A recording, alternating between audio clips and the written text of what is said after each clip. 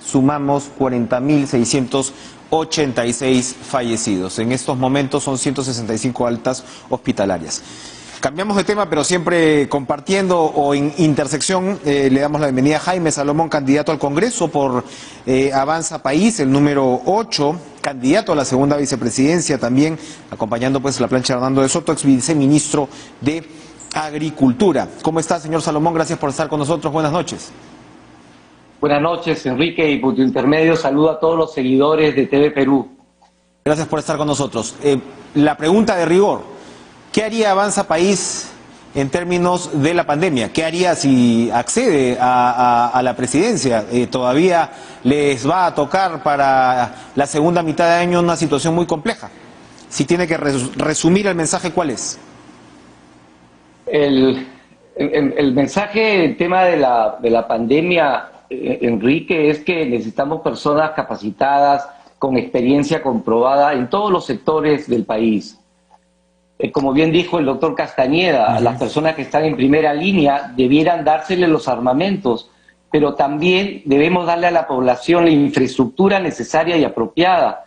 Es ilógico que esta misma semana haya habido gente en el hospital de Ate, por ejemplo, haciendo cola para atenderse por otras enfermedades distintas a la pandemia y no hayan tenido atención.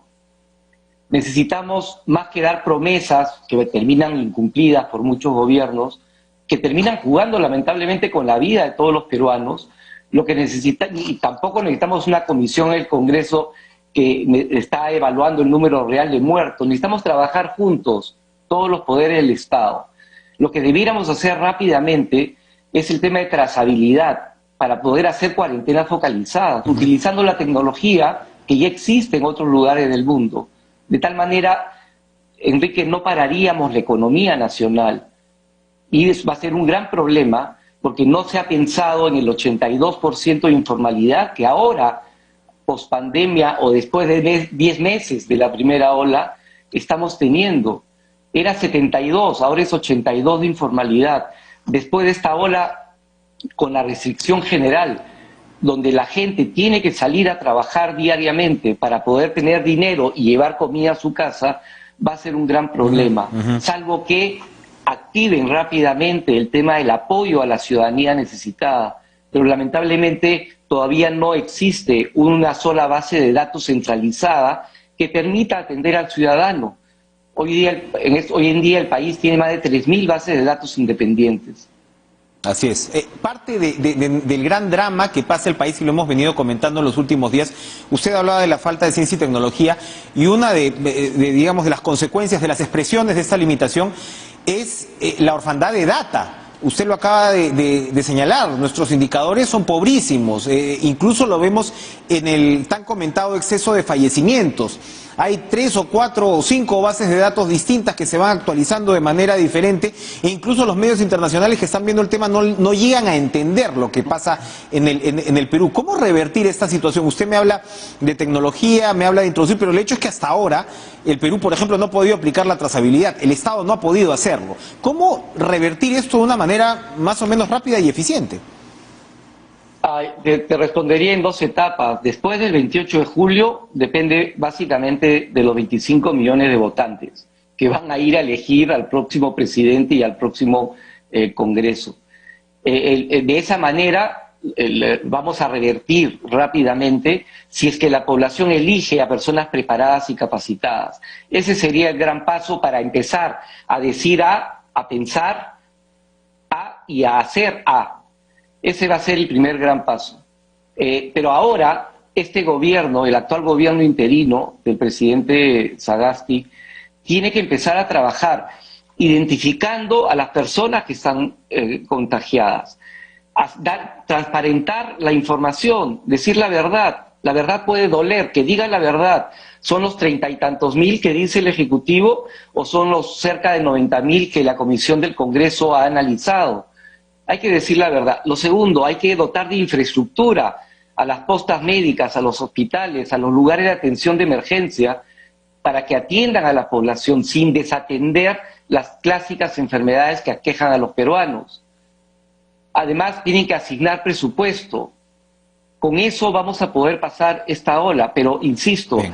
no solamente es encerrar, el tema es económico, y por el lado económico tenemos que tener mucho cuidado. La caída que tuvimos el año pasado en el Producto Bruto Interno, que en el mes de abril del año pasado llegó a menos 39, y pensábamos que este año se revertía. Podríamos llegar en menos de un mes, un poco más de un mes, a números parecidos.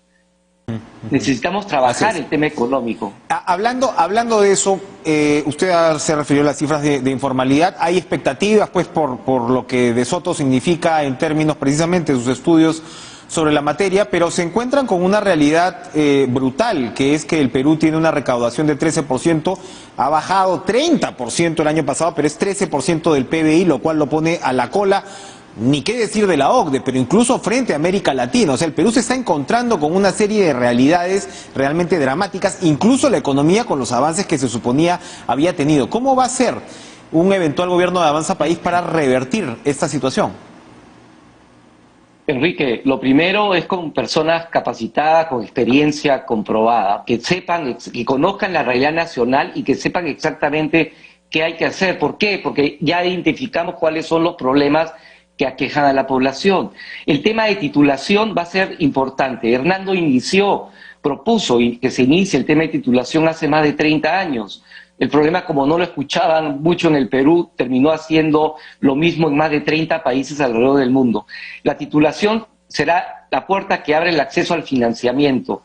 Con un Estado que deje de ser enemigo, lo que vamos a lograr es un Estado que acompañe, apoye, capacite y facilite el desarrollo nacional. De esa manera, Enrique, lograremos que sea mucho más atractivo ser formal que informal.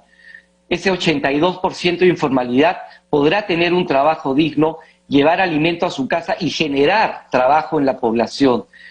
Lo llamamos pacto social, Enrique. El pacto social es la llave para el desarrollo.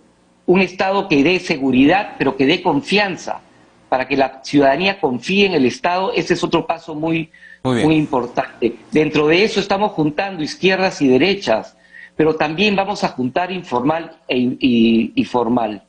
Precisamente, usted dice izquierdas y derechas, y esa es una parte interesante de la plataforma, porque claro, De Soto es evidentemente un liberal en materia económica, cree mucho pues en el poder de la sociedad, como el poder del capital como tal, en el poder del informal ni qué decir. Es, entiendo, pues un demócrata también, a pesar de que ha estado en algunos momentos con Fujimori, en fin, es una figura polivalente.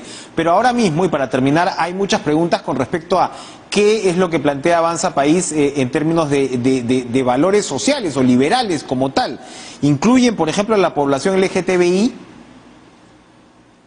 En el partido estamos abiertos a la discusión, que posiblemente se dé en el siguiente congreso ya.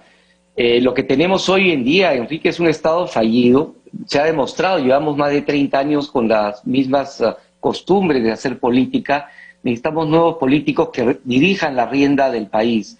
Dirigir un país es dirigir una organización y tenemos que tener gente que sepa hacerlo. Lo que vamos a hacer, hoy en día se dan cerca de 10 normas por hora, desde los municipios distritales hasta el gobierno central y el Congreso. Necesitamos mejorar eso, necesitamos desbloquear los recursos y proyectos ya aprobados, pero que no ven la luz todavía. Eso va a generar y va a traer capitales. Al final, riqueza en la población. Y lo vamos a hacer destrabando los proyectos, vamos a inyectar dinero para reactivar la economía en este mismo año, cerca de 12 veces más lo que este gobierno ya ha asignado. Se nos ha terminado el tiempo. Muy interesante la propuesta, pero me estaba, creo, toreando la pregunta. ¿Es un movimiento conservador Avanza País ahora o no? Por el lado que le estaba planteando.